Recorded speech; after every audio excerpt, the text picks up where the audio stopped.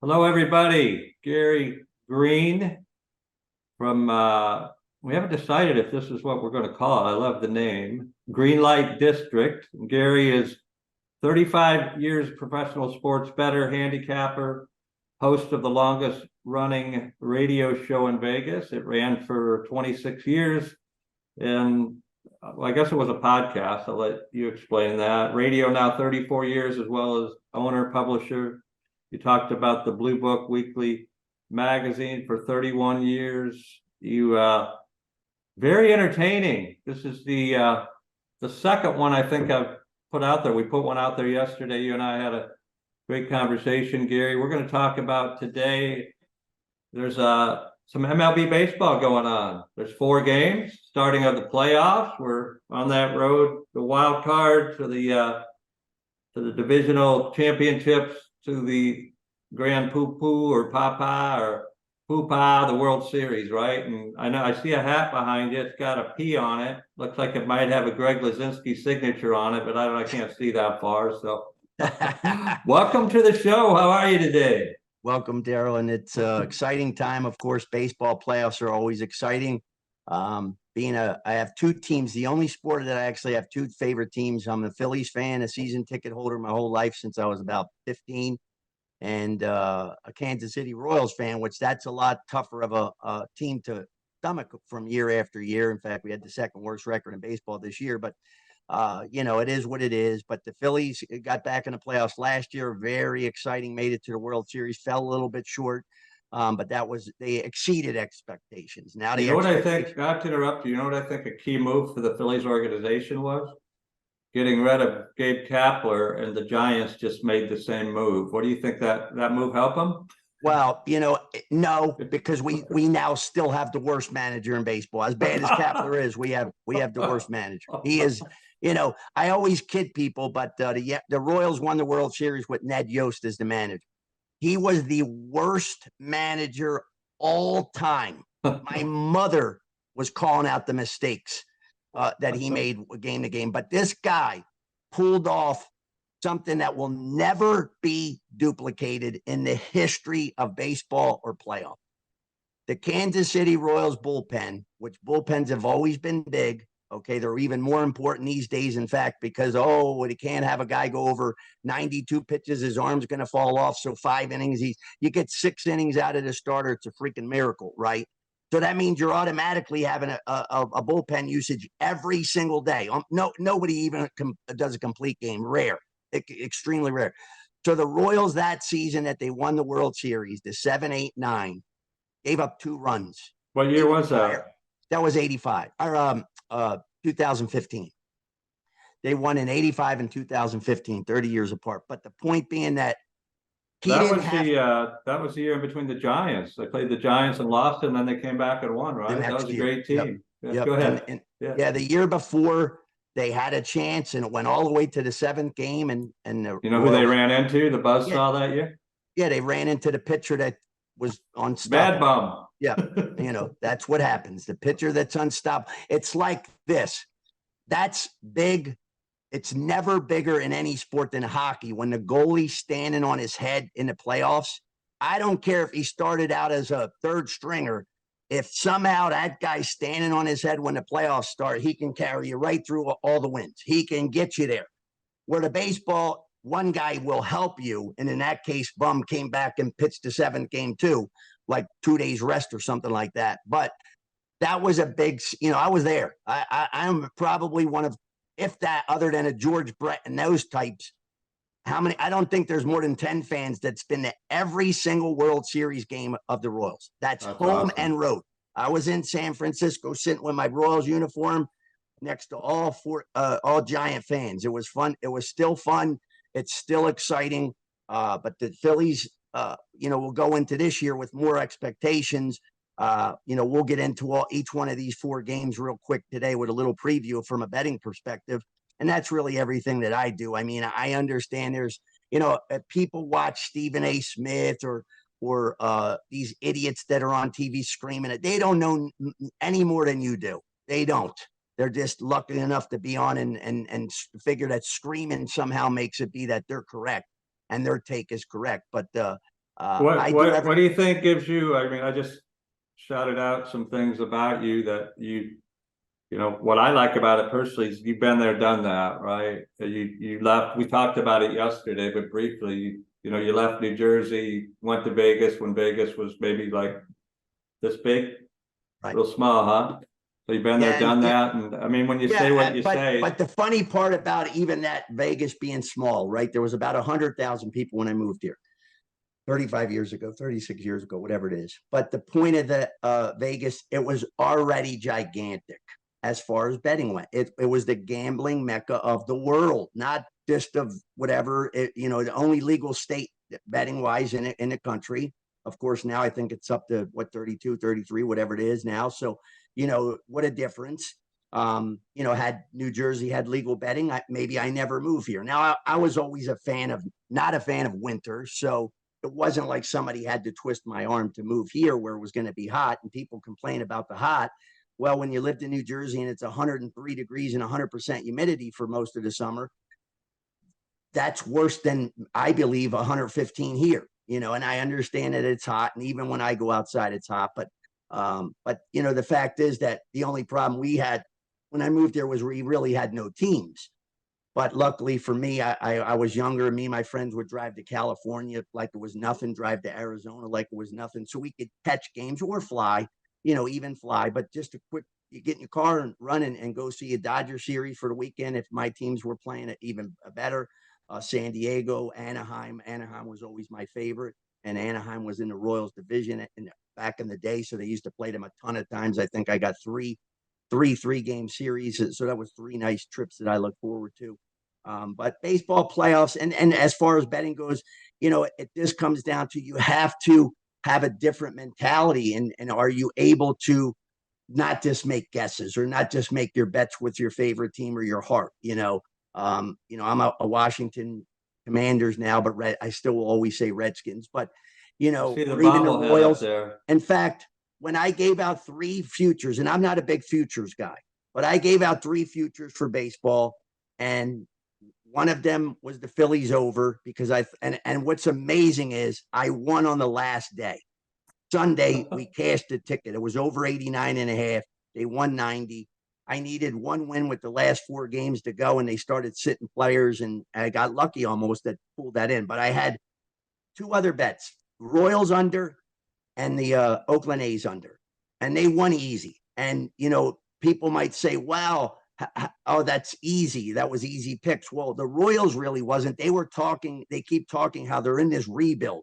And the rebuild is something that I don't see none of. They have the worst people picking the worst draft picks, and they hit on one, and the announcers talk about it every day like they hit the lottery, and they were so smart. And you're like, you're pitching, you pick three guys in the first round 3 years in a row, or, you know, they had three in the first round a couple of years back, and none of them are considered aces. They're all fives if you're lucky, you know. So they were never going to win the amount of games, and I knew it. And it got worse. It was worse than I ever expected. But you can't use your heart to bet. Now, of course, there's lots of factors to being a winning bettor. You know, putting in the time is one thing. Having skill and knowledge. I mean, how many people watch game tapes like me and know the defensive matchups, or football, it's offensive, defensive line matchups, like I told you a couple of times.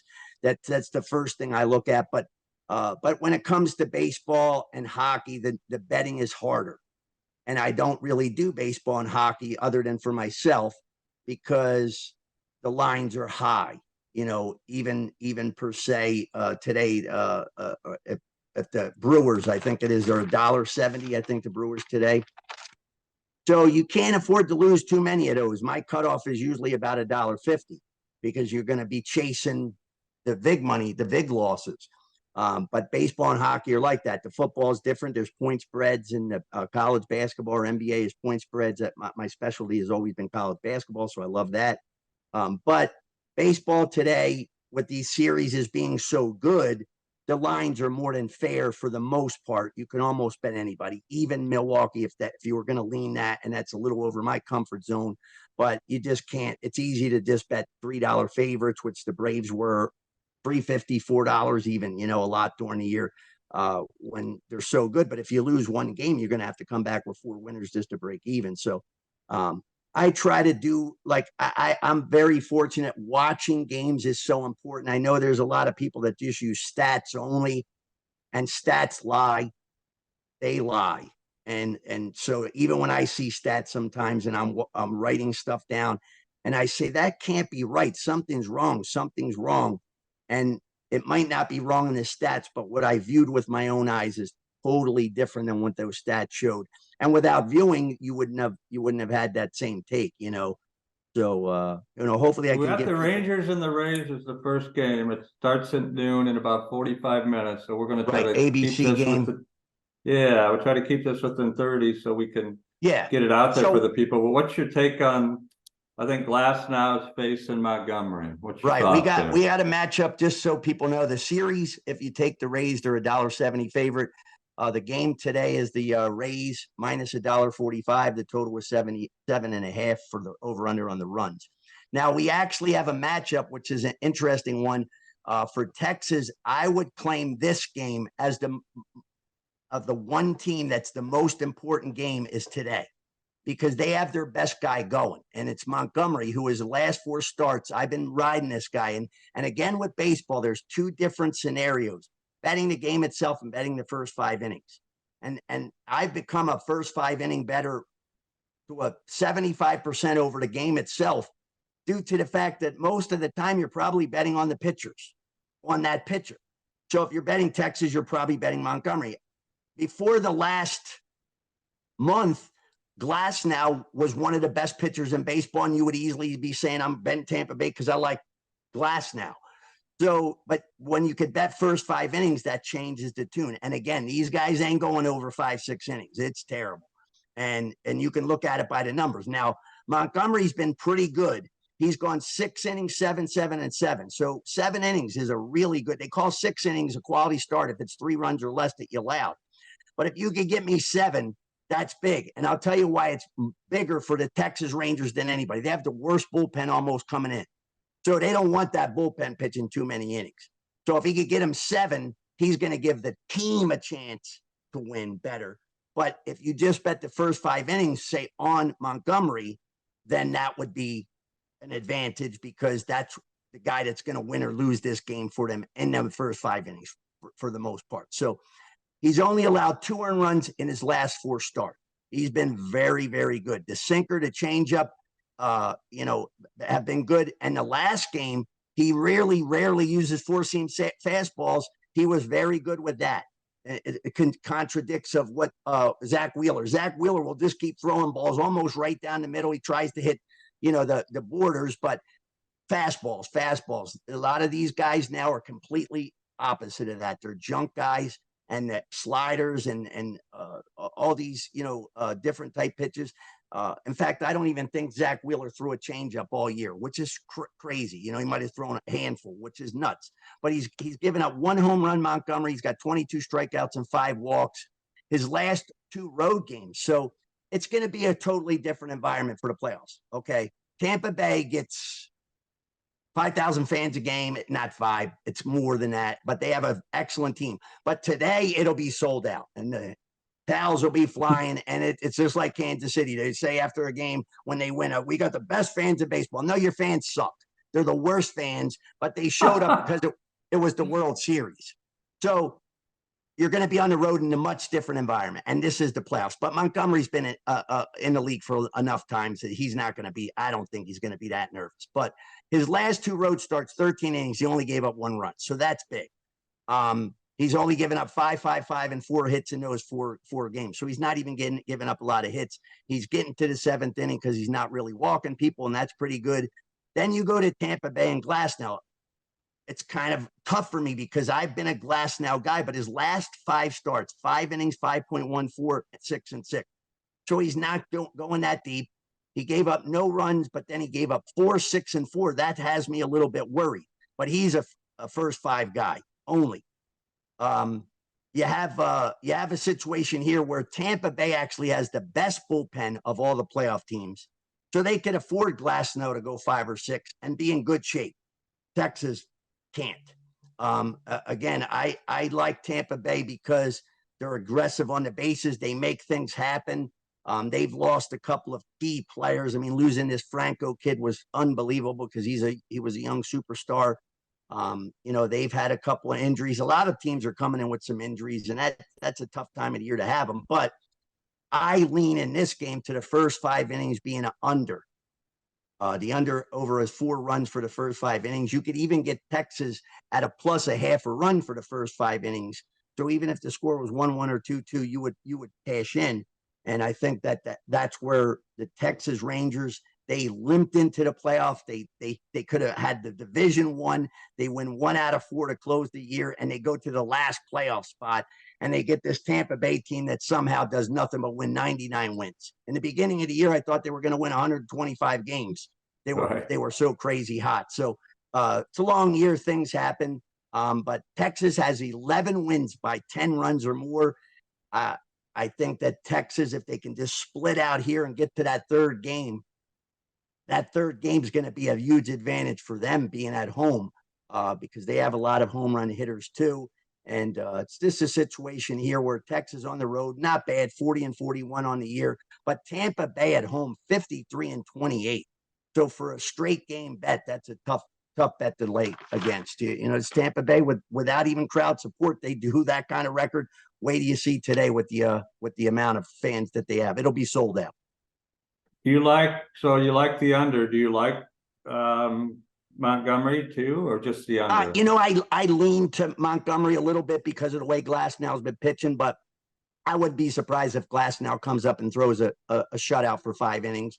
Again, the atmosphere is going to boost him a little bit. And as far as Montgomery goes, I mean, I wouldn't want to bet against him, but I think you're really more or less betting against him if you were picking Tampa Bay in the first 5 innings. Then you're betting against Montgomery. If you bet the game itself with Tampa Bay, you're not just betting against Montgomery. You're betting against the Texas Rangers, the full team, and that bullpen that has just been not good. And I could see that bullpen imploding even with a 2-run lead going into the 8th inning. I could see them, imploding. So you say your choice is under. What is the runs for the under 5 innings? It's 4. Under it's over 4? Under 4. Yeah. Okay. But like I said, you could bet Texas on the first 5 innings and get plus a half run from some of the shops. And that's the key to winning success in any sport, having more outs.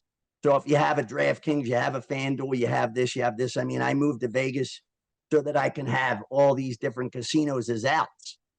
You could always be betting, and a lot of people still bet with the bookies. Some people still bet offshore books anyway. But I don't live in a state that has these like FanDuels or whatever. So in New Jersey, my friends could bet at say 3 of these big name shops now, FanDuel and DraftKings and the like. So the more options you have, you open an account at every place and you take the best of it. And that could be the difference. Some shops don't offer that Texas plus a half a run. So, it just depends on the shop you're at. I'm sure your local bookie's not offering that. He's going to put a total up. He might not even have the first 5 innings. I have a guy that's a bookie. Why is he going to delve into that? He don't care. Just give the game out and let the people have that. He doesn't need to be at risk with all these different extra things, even though I try to tell him, put more on the plate. The more that's on the plate, the more they're going to lose. Most people are going to lose. That's why I don't like the in-game betting, because I don't like the fact that people, even my friends, do it and they get killed on one game. They just keep chasing back a straight bet, and they keep chasing the bet all through the game. And it's hard to win one game. You're going to make 12 bets during a game, and somehow you think by the end of the week doing that game after game, you're going to be a winner. You're not. You're not a professional. You're probably not. Now, will somebody? Yes. It's a free dartboard league betting. And that's what the whole business of picks, Twitters, YouTubes, Instagram, TikToks, whatever. People just keep flying videos out and just throwing anything against the wall. Yeah, when you have 100 people doing that, some of them are going to win, even though they don't know what they're doing. All these girls are giving out picks now, and the idea is then when I ask them, how much do you bet? And they say nothing, or $100, or even guys that tell me that some of these big sites have hired. How much do you bet? And the guy said $100. So you're an expert. You're not an expert if you bet $100. You're not an expert. The company lied. They deceived you. So you got to be very careful with that kind of assessment, you know. I love that take on the Ranger Rays. What have you got? The looks like Blue Jays Twins, Gosman against Lopez. Nice matchup. What's your it's a 1:30 Pacific game? What's That's your the second game. ESPN. In fact, you have the Twins just a very small favorite, $1.14. The total was 7.5. And if you want to bet the series, the Twins are a small favorite there at $1.30. So this is one of those situations, series is that these teams realistically are probably pretty even. If you told me at the beginning of the year who would be the better of the two teams, I would have said Toronto in a landslide. Minnesota up and down, and Minnesota's had a lot of injuries. So Royce Lewis, young star, Correa, Buxton, Joey Gallo, they've all been out. We'll see today who ends up playing. Are a few of these guys. It looks like Correa might be back. Buxton might be back. Joey Gallo's a home run or nothing, but not to me, that wouldn't have been a big loss. They strike out a lot, this Minnesota team, but this is actually a matchup of the two pitchers with the most strikeouts in the American League facing off. So this could be a day where you can just see if the umpire is in the zone, and as long as Angel Hernandez is not umping, he's the worst umpire in the history of baseball. You get a good ump back there. He's had some problems this year with people. Yeah, well, this year he's had a problem every year. It's unbelievable that baseball, they can't fire him because it would be racism. But the fact of the matter with a game like this is, I'm a Gossman fan. This guy's the best pitcher for Toronto easily. And as far as Minnesota's pitcher, Lopez, okay, he has those strikeouts, obviously, right? They gave up Luis Arias to the Miami Marlins for this guy and another guy. But the bottom line was, this was the deal. They wanted him, so they had that pitcher because they just don't win series in the playoffs. They make it and they don't have the pitch.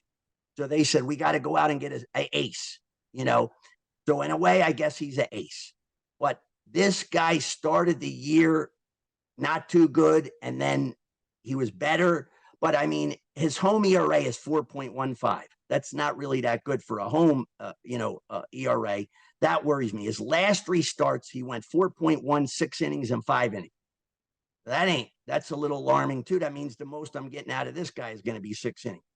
He allowed 3 earned, 5 earned, but he strike out the walk. His problem is not here. He's not shaky in the department of walking players and extending innings. 21 strikeouts and 2 walks. Normally, I'm hopping on that. That's the guy I want. I want the other team to have to earn it. I watch the Phillies guys just put guys on base like crazy. It drive you nuts, especially when that's your team that you're a fan of. But his last 2 home starts, he played 2 awful teams, the A's and the Angels. 6 earned runs in 10.1 innings combined. So again, now where you just don't always turn it on. I want the guy running in hot. Sonny Gray tomorrow is running hot. He's coming in hot. I want the guy coming in hot, not, he's just going to automatically turn it on. Sometimes guys have little injuries, and that's causing them these troubles, But starting pitching wise, Toronto has the best ERA of any playoff team. Toronto is going to move on if the starting pitching gets them there. You have the Twins, third in Major League Baseball with 233 home runs. That's how they win.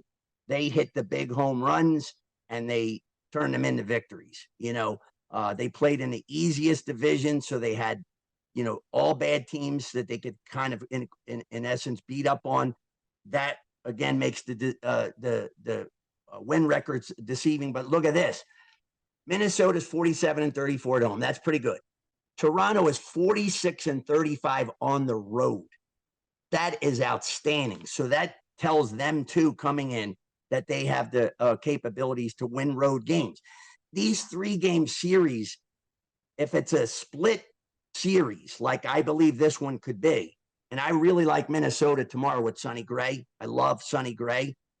So I'm hoping Minnesota loses. I don't have a bet per se on this game and this series. I don't have a bet on the series either, because this is, to me, a coin flip. But the Toronto Blue Jays just need to win 1 or 2 games and get that series back home. Everybody, that's the case. But it's not like if Miami splits with the Phillies that going home is going to change something. They got no fans either. Now they'll probably show up fact, half the fans will be Philly fans in that game if the Phillies play the Marlins in game 3. So home fan attendance is not going to be a big deal. But who plays for the Twins? I don't even know. I haven't seen a starting lineup yet because I was getting ready with you. Normally, I would have at least done that because that game's going to start in a couple hours.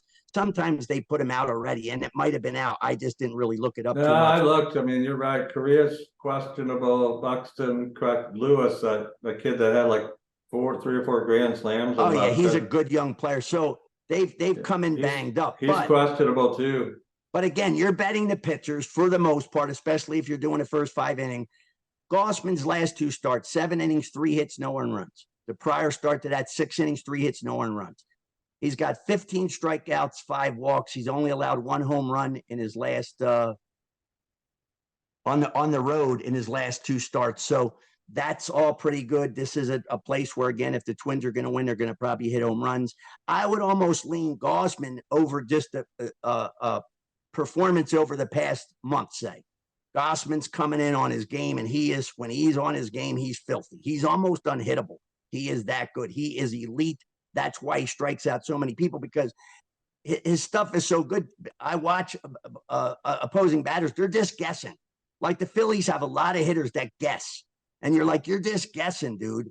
Schwarber just guesses. Everything's a guess. They're not actually going up there with a Tony Gwynn mentality. So you get that a lot in the majors right now. But for the season, a 3.16 ERA, I like Gausman. I don't like the way Lopez has pitched, but this is his money game. This is what they got this guy for.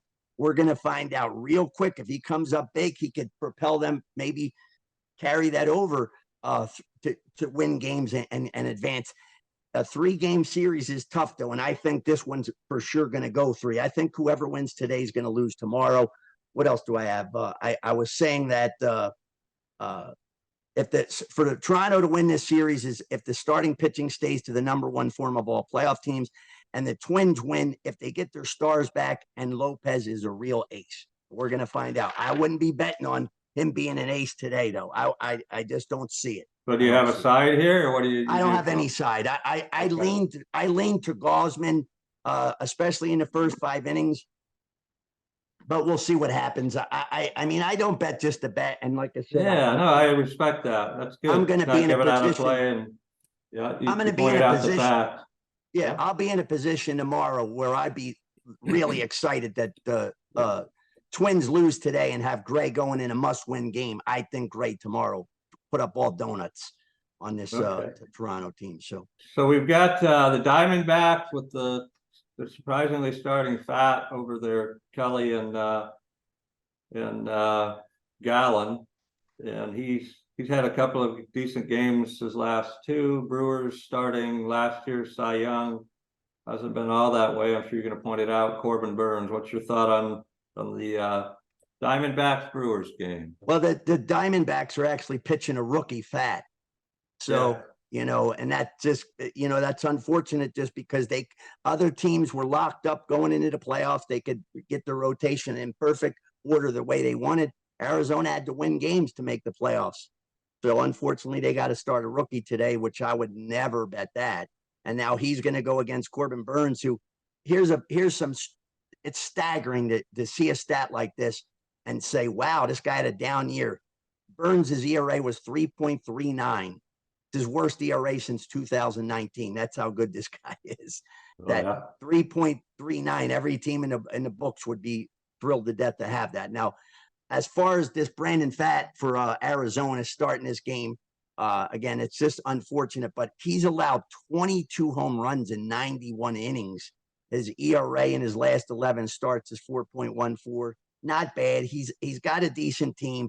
Arizona, how are they going to win? They steal bases, 166 stolen bases, second in the league. They got the rookie sensation, rookie of the year, Corbin Burns, or Corbin Carroll. 25 home runs. The guy's got big pop, but yet he's got speed, 56 stolen bases. They got Walker and Marte that hit homers. Walker, probably the guy no one even knows who he is, 30 home runs and 100 RBIs. That's a superstar.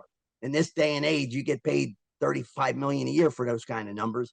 So they have some decent talent. Just to go over this again, this is the one game where Milwaukee's $1.70 favorite. The total for today is 8 runs over under. The series price is Milwaukee minus $1.70. And for Milwaukee, it's funny because these teams are good fielding teams. Milwaukee's a great fielding team, and so is Arizona. So, that's going to keep you in ball games, help your pitching staff. But Milwaukee comes in, they're the worst offense of any playoff team. The worst. Good team, record-wise, won the division, but they're the worst team. They hit too many ground balls. They into a lot of double plays because of that. And this is a team that has to, come up with some of their bigger players, I think, hitting some home runs too. You have to come up big in the playoffs, but this could be the series that every game could be the lower scoring games. If there was one series that I would see lower scoring, good defense, pitching, don't make mistakes. I mean, Milwaukee's bullpen, they have a tremendous closer. So if the closer's coming in, you could almost walk away and you won.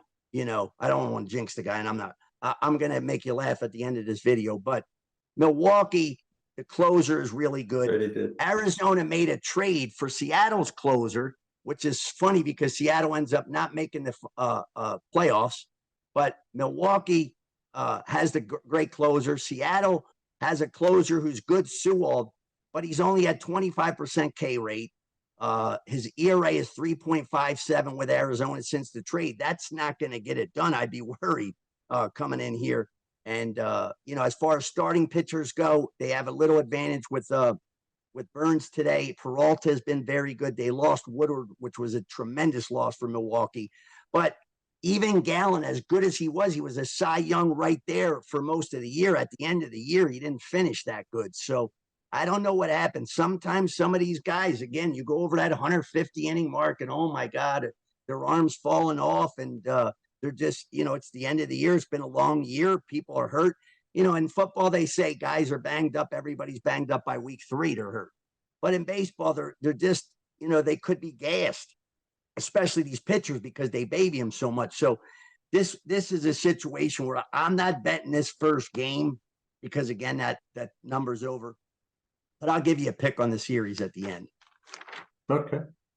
And then on to, I don't know if you're going to watch this last one. Looks kind of like nothing's happening there. Marlins and the Phillies. You know what? You probably, I don't know if this is a stat you're going to like. The last 2 times the Marlins have been in the playoffs, they've won it all. Yep. So does that scare you at all? Well, I was like 7 and 8 then, so no. They won the World Series. I think that was back when, was it Livan Hernandez was a pitcher for them? Well, they won when they pulled the man.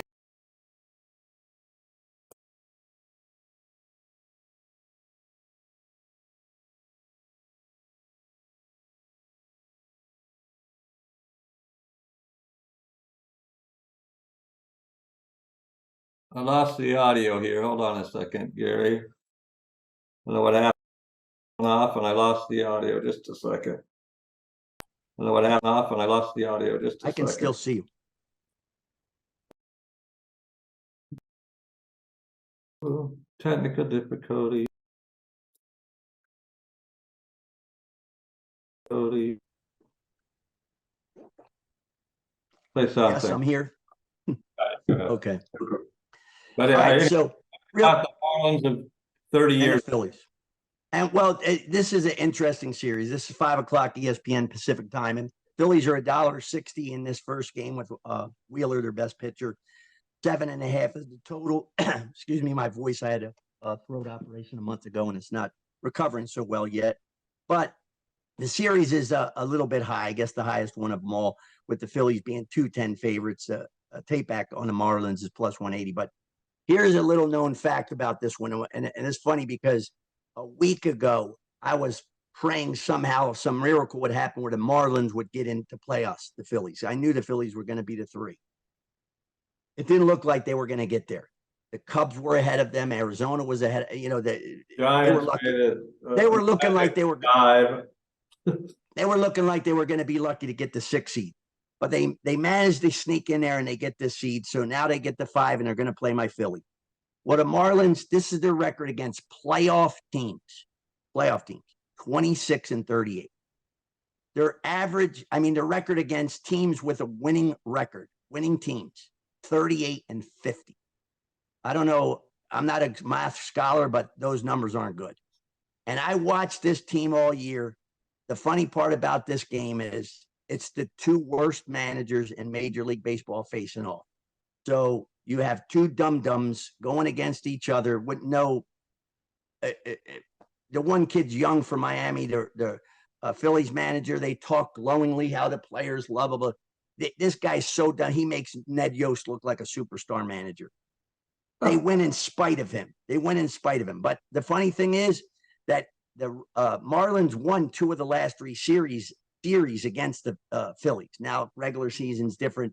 The Marlins, though, come in here limping too, and they limp in a bad way because the superstar Arias, who won the batting title, was batting 400, finished with 354, which is unbelievable. There's like 5 guys a year now that bat 300. I don't know what the hell's happened. Everybody goes for home runs now, and that's the difference of baseball. But this kid's out there, Tony Gwynn, just hitting wherever he has to, fouling off pitches until he could get the one he wants. That trade really worked out for them because they had a lot of pitchers. But it backfired when their number 1 and their number 2 are both out for the playoffs, or at least for this round. Alcantara, who has been a superstar, didn't have a great year, but still, you would have wanted him. He would give you 8 innings. That's a guy that gives you 8, 9 innings. You don't have to worry about this bullpen for the Marlins for years was mismanaged this whole season by this manager. Kept running this puck kid out there to close games, game after game after game, and just blowing and stayed in there until finally. Then they trade for Robertson. He blows every game. So now they're kind of just in a mismatch. That's not a recipe for success. The Phillies bullpen, it kind of crumbled a little at the end, but the arms are so much better than Miami's. And Arias missed. He hasn't played since September 23rd. He's got to play here for them to have a chance. He's got to play, get hits, get on base. Otherwise, you're down to Soler as the main guy. So if Arias isn't in there, he's not on base. Soler comes up. You could pitch around him. You just don't let him beat you. Bell is still a good player. They have a couple other guys that are okay, but Chisholm, but they strike out a lot going against Wheeler. This is a tough matchup for them. Tomorrow is the more bettable prospect for the Marlins because Nola is so up and down. You either get great Nola or terrible Nola. There's no in between. But they got lefty Luzardo going today. This is a young kid that for a while there, I was betting he was pitching his 6 innings and giving up no runs, 1 run. And I was betting him first 5 and winning. Then he fell off too with the innings. It fell off. And so I worry about him. He had 1 road start the entire month of September, 5 innings, gave up 10 hits, 6 earned runs, 5 strikeouts, 4 walks. He got fortunate. Everything worked in his favor. He was pitching at home. That's a big advantage when you're a younger guy. As far as the Phillies go, they're very lucky because their starting lineup, 1 to 9, may be best in baseball. They have the worst bench, not in baseball this year, maybe in baseball history. It's so bad that they couldn't even look to the bench. Now they have an advantage with fielding because they can bring in superstar speedy guys for left and center field at the end of a game. But the problem with the center fielder, Rojas, he doesn't hit. We'll see how this lineup, comes out. If you're just playing with for fielding, Rojas might be in there. But if you're playing for hits too, we call him Hippie here. My mom is the number 1 biggest Phillies fan in the history of the world. My mom loves the Phillies. She's a big Alex Bohm fan. But the Phillies, like I said, they have all kinds of superstars. When Nick Castellanos is batting 7th, you got a pretty loaded lineup. That guy's batting 2nd or 3rd on almost well over half the teams in the league. So who's the one guy? I think he's coming back, but he was injured at the end of the year. Who's the one regular for them that is it Hodgkins or? No, he's out. He's done. He was done for the whole year. No, they've been very fortunate. No injuries have really hit them at all. Okay. So Ryan Hoskins is the one that I was talking about. He's been out for the whole year. So, they just go with a loaded lineup. That bullpen, Kimbrel, from opening day to July 1st, he was fantastic. But since August 1st, 2-4, 3.52 ERA, 4 blown saves. I still have some hair left, thank God, because that guy he would put him out there and you're like, he's pitching bad. Try somebody else. Then they moved him to the 8th inning and he was bad there too. He was actually better when he was in the 7th inning. But the edge, again, for the Phillies is if Alvarado, who comes in throwing 102, when he's in the zone, he's unhittable. He's just blowing it. He's blowing it by you. This Jeff Hoffman, though, has come off out of nowhere almost. 16 of his last 17 games scoreless. The Phillies might need that. They'll need it even more with everybody after Wheeler. Wheeler could give him 7-8 today. He could. Nola, 7 is usually his max. He's more or less at 6 because they nibble. They throw their sliders out of the zone, hoping you swing. If you don't swing, then he's at 90 pitches in the 5th inning, and that's a problem. Wheeler, his biggest problem is he gives up home runs. He's still, to me, getting the best team. This is the one team that that home run is not their forte. So I would have to say, $1.60 for this game. It was $1.45 yesterday too. So they have seen some money coming on the Phillies today, but I'll give you some picks. This my round 1 wild card for the series. These are my series picks. Are you picking that game though? Today, the Phillies, not only no, because it's too high. I actually do like a bet. I like the Phillies team total over 3.5. I think that the Phillies will get to Luzardo for 3 runs at least. What's it, over 3.5? Yeah, it's team total. Phillies team total over 3.5. That's my pick for that game. For the whole game, right? Because the Phillies are too high. But okay. Here's my I'm going to pick 2 series. It's not like these are some rocket science picks, but we're going to go with this team first for the series. I do like Milwaukee, and I think Milwaukee might knock them out in 2 games. I don't like this Arizona team at all. So that's my first series bet, and this one will come as a complete shocker. My second series winning play is going to be the Philadelphia Phillies, and I just don't. That's the Mike Schmidt autographed one or the Bull? No, this one's nobody. Those are usually in my cases. All my autograph stuff. A lot of my stuff is back in New Jersey at my house there. These Nodders here that are a lot of expensive and old ones. This case here is probably worth more than a lot of people's houses. But I started this collection when I moved out here. I had started this collection when I was 10 years old. And my friends would make fun of me and say, hey, how's those dolls doing? You collecting any more dolls? And now they see what they're worth. I say, my dolls are worth more than your house, punk. And we have a good laugh with that. But I do have one other. I have, again. Let me ask you a question on that. Would you parlay to get the odds down? No parlays. Parlay is a bad word to me. It's evil. And it's the worst word that bettors should ever know. So when that DraftKings show comes on or the ESPN and these people are on there giving out their 3-team parlay, turn the TV off and run. If you're watching that, you're listening to people that are dumber than maybe you are if you spend no time at all. And you're an average Joe fan. That wasn't a direct thing at me. I understand what you're saying. No, but the average guy is going to bet parlays because parlays, you're going to be able to put your $30 and try to make $500, and that's the goal for people to win big for small bets. Those parlay losses add up, and I'm telling you right now, it is hard enough to win one game. So if I finish 57% on one games, what do you think's going to happen if you're betting parlays? You're going to go under to 50% or way under. You're going to go 30%. Some of you might go 20%. And then I see people, and the worst thing is again, it's a dart league. So when DraftKings takes 1 million people betting parlays, so 1 million people every day throwing a 10-teamer out there, 10-teamer, 8-teamer. Well, somebody's going to eventually win, and then they show it. Look, Joey Jones in Arkansas just hit this 10-teamer, and he bet $10 and he won all this money. Well, they're not telling you, but by the way, wink, wink, we won $18 billion off all you other stupid suckers betting the parlays. So there's no need. If you're going to bet if you were going to bet a parlay of Phillies today and Milwaukee team bets because the lines are higher, I would call that somewhat acceptable. It's not the same type of parlay because you have a big advantage in both You're with the bet. saying maybe 3 team to get 2 really high.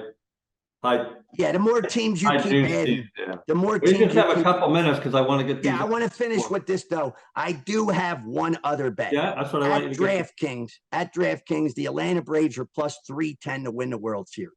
So it's over 3-1.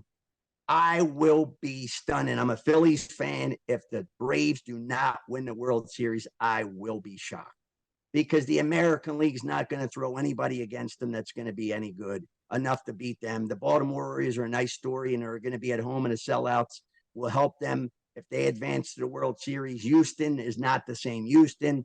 Again, these other teams are not any great shakes. So I believe the Braves' toughest test will be the Phillies in the second round, and I think they'll beat my Phillies. And plus 310 to win World Series with this team, it's just too good. This is one of the greatest baseball teams put together 1 through 26 that I've ever seen. I mean, everybody hits homers. They have good pitching. They have good bullpen. They steal bases. They got it all. And I mean, these guys are a loaded machine. And they got beat by the Phillies last year, and they got payback coming this year. And I would be really surprised. If my Phillies did it, I'd be thrilled. But I just don't see it. I think Atlanta plus 310 to win the World Series is a good wager. Yeah, we followed them all year in fantasy. I mean, up and down that lineup, you start, you start at the top, and the kid, I mean, I think he's 40-40, like what he steals 60 some bases. And I have one other thing here too. I just wanted to say that the Texas Tampa Bay game that's going to be starting pretty soon, they have the best umpiring crew today, really good with the strike zone. That's going to help those two pitchers too, even Glass now who struggled. And that helps a pitcher if they're not getting bad called, they're able to hit the corners, they're able to get those strikes. That's why I like that game under in the first 5. But I would run through this for the wild card round. When you're betting Arizona, you'd be just as well to bet the full game. Milwaukee, you could bet both. First 5 were full games, and you're still getting value. Texas, first 5 only. You don't even want to bet Texas for the whole game for the most part. Tampa Bay, you're better off almost betting the full game because they have a good bullpen too. And they seemingly come up with these big hits at the end of games. The Blue Jays, probably better just betting first 5. Twins, better betting full games. Miami, full game. Phillies, full game. Again, unless you're betting Nola tomorrow, then I guess if you really like Nola, which I don't, you would want to bet first 5 with Nola. You don't want to bet him, because that's all he's going to give you. So if you're betting Nola, he ain't pitching no 9 innings. Now, this again, though, is the one team that Phillies got the best draw of anybody in the playoffs. Miami is the worst team coming into the playoffs in my mind. And if Arias doesn't play, you've just taken the head off the monster, and they got nothing. We'll watch that. Hey, I appreciate it. You going to be out here tomorrow? Can we pull you back out? Yeah, we'll do another game. We'll do it again tomorrow. Okay, I'm going to get this recorded and posted, and I'll reach back out. You know what we'll do is we'll do a couple of other ones with the first month in the books now for baseball. I mean, for NFL and college football. And I always do a stock up, stock down article, but I'll go through my stock up, stock down, stock crashed, some of my sleepers that, I fully have a good grasp now of everybody. I've had a fantastic season so far. I mean, NFL, I've dominated for the last 10 years to a level I even can't believe. I used to dominate at that level in college football, but I told you on a call yesterday that the totals, which I was fantastic at college basketball, they kind of cut my head off with this running clock. Yeah, the NCAA changed the rules. That's how strong you are. They changed I'm going to record it so we can get it. Yeah, they changed my betting habits. Gary Greene from Las Vegas. Excited to have you as a part of the team. Welcome. Yes, exactly. Go Phillies. I know you'll be rooting that way. Yeah, we'll be rooting Phillies. You might even hear my mom from wherever you live. We're excited about that. Thank you. Appreciate you. Buddy.